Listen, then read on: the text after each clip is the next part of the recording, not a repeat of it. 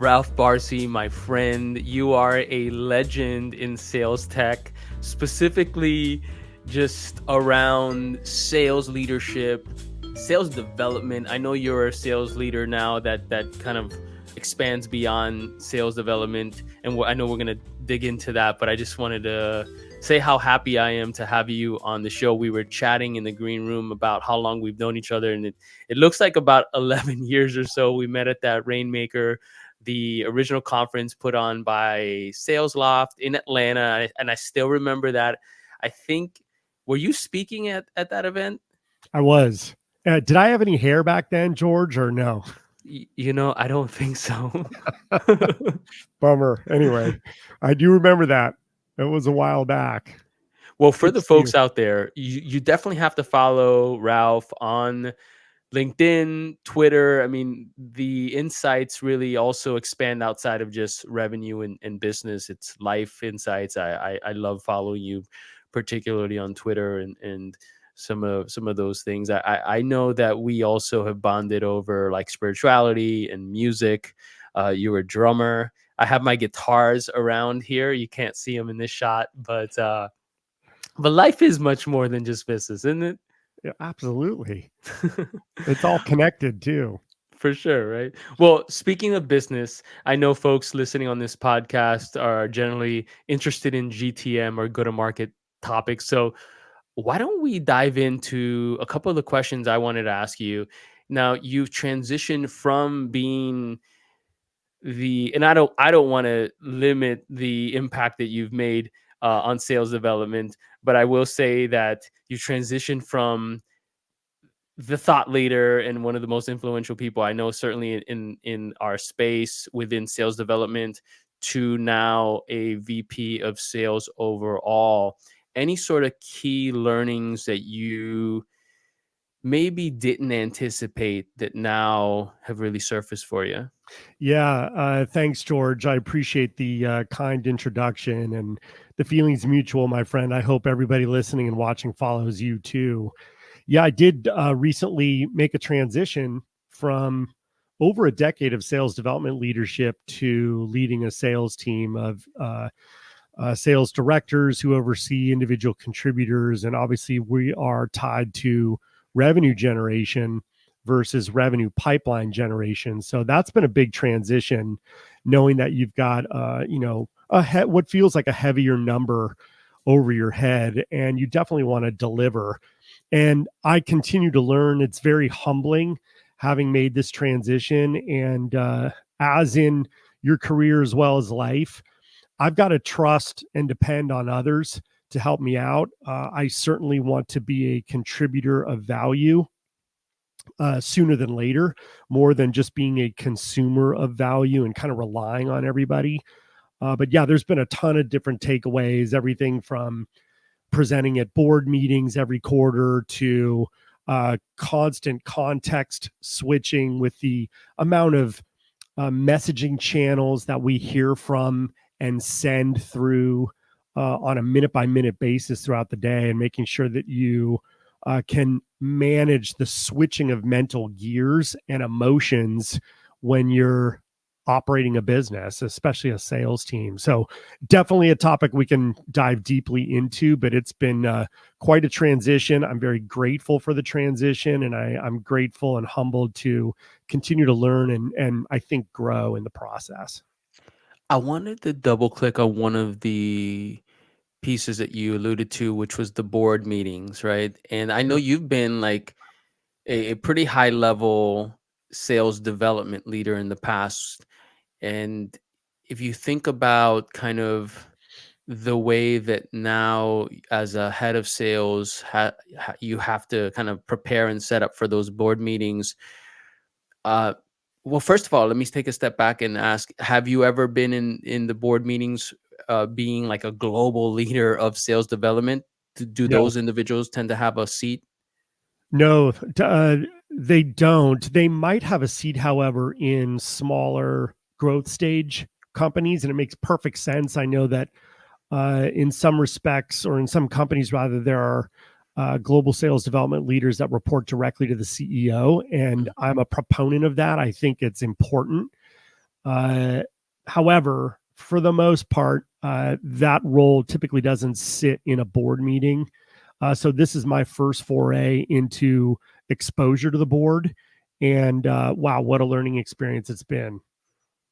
I've asked this question a couple times. In fact, I was just with a executive vice president of marketing at a sales tech company that you and I know quite well, and I Mhm. was asking her, what she does to prepare for those board meetings, and she gave a couple kind of key pieces, and I wanted to ask you. She was speaking from a marketing perspective, you from a head of sales perspective. Are there any ways that you sort of maybe filter the information so it's enough for the board to be able to understand, provide the feedback that they're there to do, but not too much so they don't start to go down rabbit holes that maybe are not that useful, or may unpack things that are just maybe not productive? Absolutely. It's a craft, no doubt. And in order to distill the information that matters most to the board and to the executive leadership team, it takes a lot of iterations, a lot of practice, and I leverage what's been done already. So I'm a student of a lot of earnings calls and earnings transcripts from quarterly earnings that are shared from public companies, just learning about what the high level information is that needs to be conveyed to get a point across and give the board a sense of the health of the business and your business within the business. And if you keep in mind that you are responsible for the daily operation of your business, they are not. Therefore, they're not in the weeds with you every day, and you know their business better than they do, or at least you should. They are there to serve, they're there to guide, they're there to help, and they're there to give very constructive feedback, which you should want. So make sure you're delivering the metrics and the highlights and the obstacles clearly and cogently so that they can and they can employ some really good constructive feedback on things you might not be considering or might Mm, not be looking at, and they can help you fill those gaps. Note that I mentioned challenges or obstacles. Anytime you are raising a challenge or an obstacle that you've run into, or you might be reporting on a loss, you must follow it up with not what you're going to do about it or how you're thinking about it, but what you've already begun executing on. mm, They do not want a leader who's going to them going, so what do you all think we should do about this problem? mm, They want you to have solutions to the problem, number one, and number two, something already underway in terms of resolving that problem. Therefore, they're going to have that confidence in you when you're presenting it that way. So that's a word to those who've not yet presented to a board or a leadership team, or even to their direct manager in a one-on-one. It's always the adage of you want to have two solutions to every problem before you escalate it. And in order to have those two solutions to every problem, you have to learn about problem solving as a craft. You have to study the different models, understand first principles, consider different approaches like answer first thinking or the pyramid principle, and start to come up with ideas for solving these problems, because that's how you end up in leadership positions. It's by solving bigger and bigger problems throughout the course of your career. Wow, that really is super helpful. It also for me, and this may be just kind of my view on the world, but as I hear you articulate these different points, I can't help but think that this requires a certain level of emotional intelligence and maturity. And to kind of give you a little more context on kind of what I was thinking, there was at times, I won't say everyone, but at times I think humans, we display this behavior where we don't want to surface something because we are not confident about having the right answer, or we don't want to have a difficult conversation or get that constructive feedback, right? I think this starts with our parents when we break something in the house. I remember I'd say, "Oh boy, I don't want to tell my dad because he's gonna be upset or whatnot," right? And I try to avoid it, and what ends up happening, it sort of blows out of proportion. But interesting enough, I think that we at times in professional organizations or environments may display a lot of that stuff. So just something for the audience to think about is this does take a little level of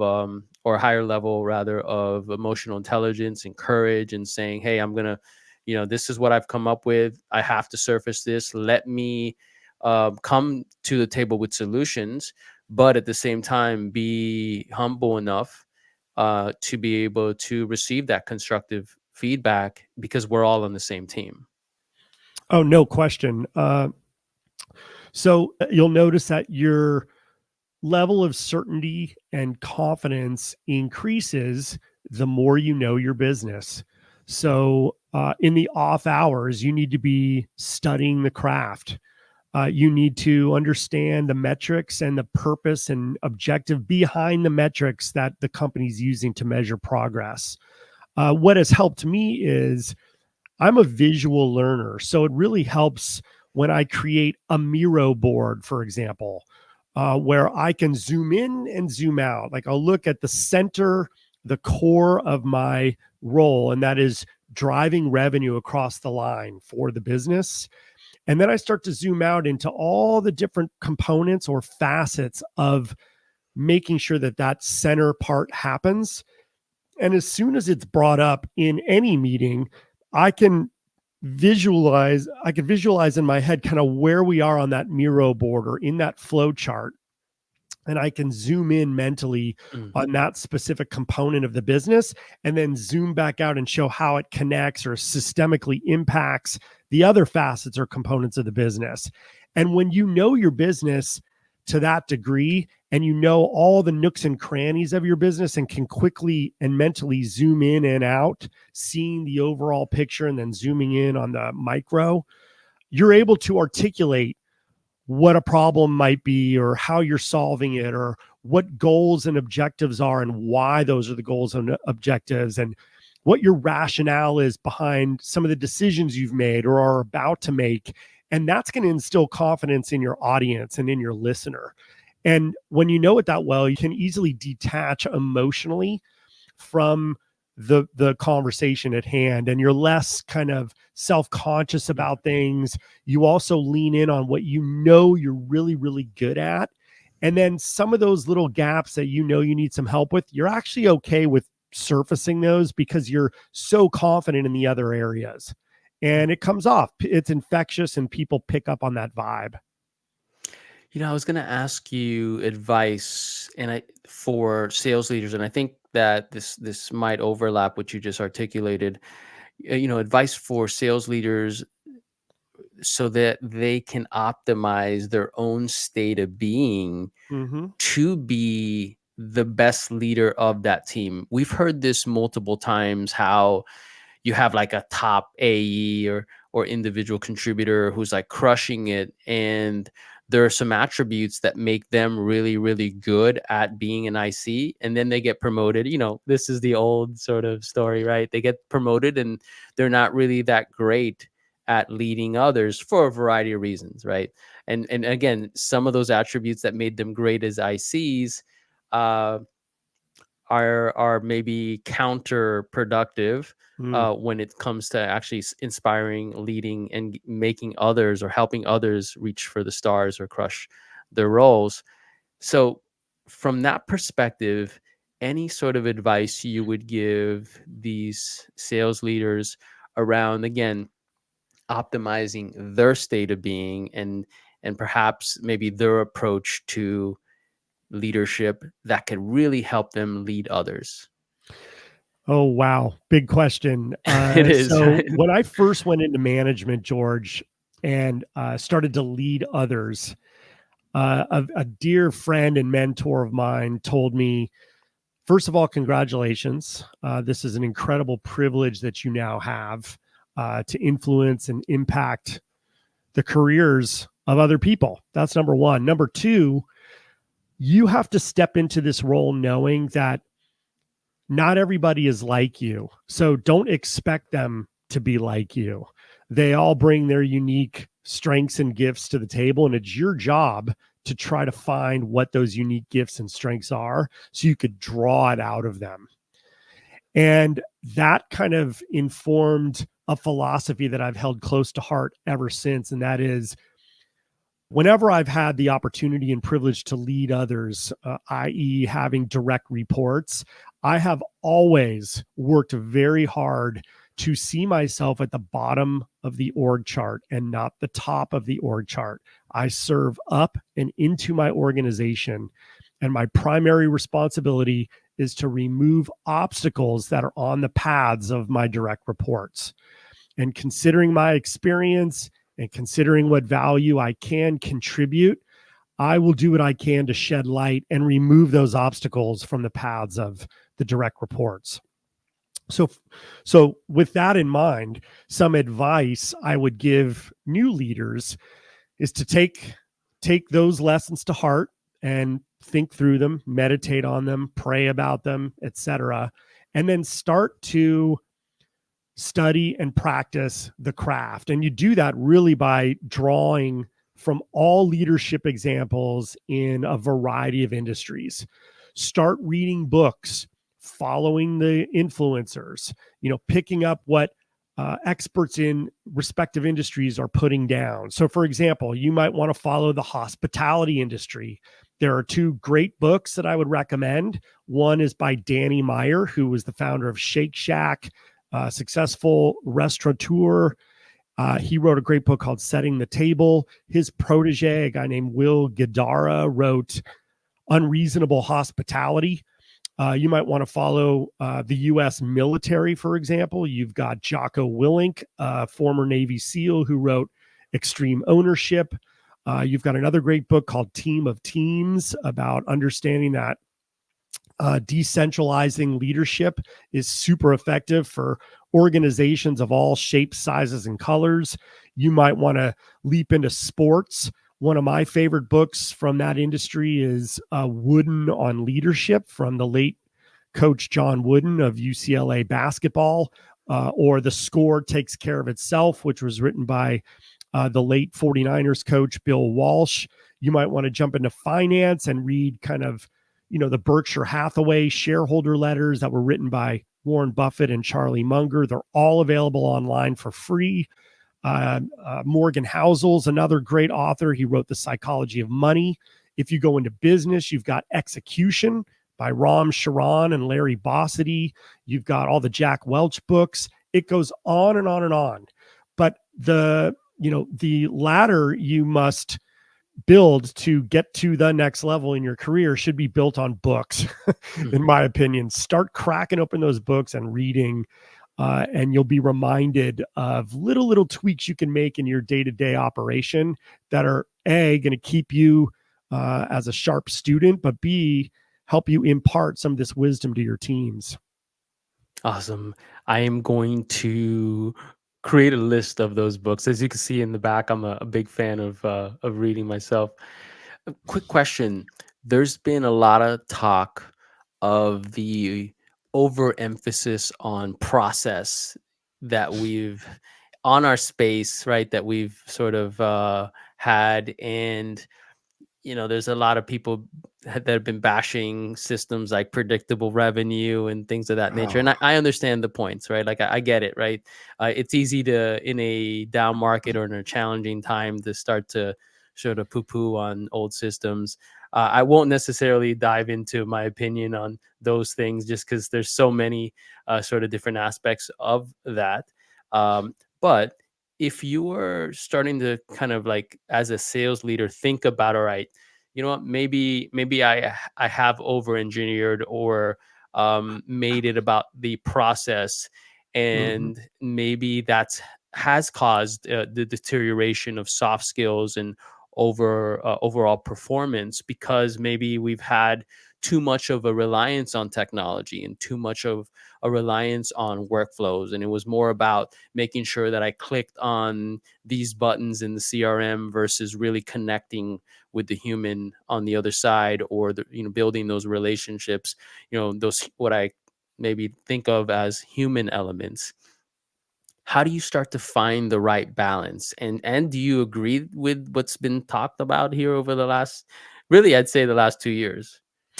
Quickly, how you maintain balance is to be yourself. Any artificial intelligence or engagement platform should be seen as an extension of you and your personality and the flavor that you bring to things. In terms of my opinion, I do have an opinion. So I'm a friend and fan of Aaron Ross's, and why predictable revenue has been bashed so much is beyond me. If you've read predictable revenue and you understand the approach and methodology that Aaron was suggesting 15 years ago at this point, you'll remember things like casting a wide net over your marketplace versus spear fishing, really leading with intel and insights that are relevant to the people that you're trying to engage with. Uh, I, I don't see that going away anytime soon. I also see the negative effects of casting the wide net. It informed a lot of the sales engagement platforms that came after predictable revenue, where a lot of mass emails started happening and sloppiness. Personalization kind of waned. And as a result, Google and Microsoft just a year ago announced that, they're going to enforce hardcore spam filters on mass emails. And I think all that comes from misunderstanding predictable revenue and the model that Aaron brought to the surface, 15 years ago. So that I have a pretty strong opinion of it. I also question sometimes when I read posts on LinkedIn and online, the people who are bashing it. I don't know how successful they've been in their careers, let alone in the jobs that they're in at present. So they probably shouldn't be talking much yet. And if they are going to get to a point in their lives and in their careers where they have been wildly successful, then wow, use that megaphone in the right way, and don't use it to bash others. Instead, use it to maybe append or add to what we learned from predictable revenue and add your own flavor to it so that we can continue to learn as an audience and do more good in the world and in our marketplace. So yeah, I mean, I can go for a minute on this one, but I'll pause. But that's how I feel about it. Well, I feel the same way. Aaron is a friend as well. And I sat in workshops with him. He was kind enough years ago to do workshops for me back in LA, when he was there. And the fundamentals were all the solid fundamentals. It was never about spamming. It was never about broad messaging, right? It was all about relevancy, personalization, those sort of things. So for me, I'm also pretty like baffled on why there's been so much sort of bashing of the framework. And I think it's probably the effects of the technologies that really allowed us to poo poo and spam at scale, right? And for some reason, there was a misunderstanding, like you said. So just everything that you said, I just really resonates with me. Ralph, Yeah. I know we are at the top of the session here, and I really really appreciate it. One last question: if you had to sort of give one tip to a sales leader out there who's working with a remote team, we're Mm. humans, right? I know you and I talk a lot about that. And sometimes those environments, when you're working from home, you are a salesperson, right? You are in a performance sort of sport, right? In many ways. And Right. you're isolated and by yourself, and you don't have the sales pit, and you don't have that ability to kind of like deal with the ups and downs of the rejections and so on in a team setting. Any tips that you would give a sales leader, like one thing that they could do to really help motivate and inspire or uplift their team within this environment? Yes. One tip would be to engineer a vision of what's to come from everyone's success. So if everybody leans in on their individual roles and the responsibilities within those roles, we'll collectively head north and engineer the vision of what north could look like. An example could be your company gets acquired by an outstanding logo. Your company hits the public market. We land a dream client, and it positively impacts the trajectory of the entire company and, frankly, of your career and your life. As the leader, the more you can reinforce that vision and that mission, you'll give individuals the benefit of the doubt that they are in touch with their individual purpose and can light their own fires, can be self starters. They don't need you to motivate and influence them, but it is up to you to engineer that vision and make it crystal clear so they feel pulled towards the goals versus pushed towards the goals. Big difference. Awesome. Ralph, thank you so much for being on the show. I would think that the best channel to reach you, if folks want to follow you, learn from you, maybe get in contact with you, is probably LinkedIn, would you say? It is. Thanks. It's my first name and last name. It's linkedin.com/ Ralph Barsi. Please connect with me. Send me a little message, good, bad, or otherwise. I'd love to hear from you. And then on Twitter or X, it's at @rbarsi. Thanks for having Awesome. me, George. Thank you so much. Have a great day. All right. You too.